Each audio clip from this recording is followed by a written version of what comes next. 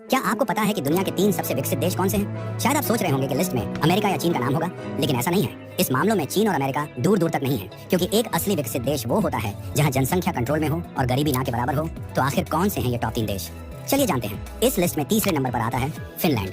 ये छोटा सा देश अपनी शांत जीवन शैली और प्रकृति से प्यार के लिए जाना जाता है। फिनलैंड की जनसंख्या लगभग 55 लाख है, जो नियंत्रित है। फिनलैंड के जंगलों में प्राकृतिक संसाधन और खनिज मौजूद हैं, जो इनकी अर्थव्यवस्था को बढ़ावा देते हैं। लेकिन फिनलैंड की सबसे बड़ी पहचान है इसकी शिक्षा प्रणाली। यहाँ स्कूल में बच्चों को शिक्षा बिल्कुल मुफ्त है। यहाँ गरीबी दर बहुत कम है और सरकार हर नागरिक को अच्छी स्वास्थ्य सेवाएं और सामाजिक सुरक्षा देती है। इसीलिए फिनलैंड दुनिया के सबसे खुशहाल देशों में भी गिना जाता है। अब बात करते हैं दूसरे सबसे विकसित देश स्विट्जरलैंड की।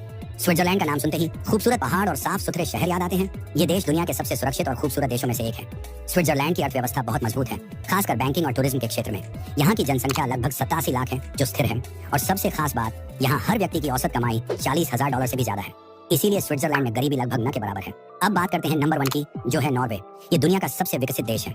नॉर्वे अपनी अद्भुत प्राकृतिक सुंदरता के लिए जाना जाता है, लेकिन इसके विकसित होने का सबसे बड़ा कारण है यहाँ के प्राकृतिक संसाधन, खासकर पेट्रोलियम और नेचुरल गैस। नॉर्वे इन संसाधनों के दम पर बहुत अमीर और विकसित देश बन गया है। यहाँ की जनसंख्या लगभग 85 लाख है, जो नियंत्रित है, और गरीबी लगभग न के बराबर है।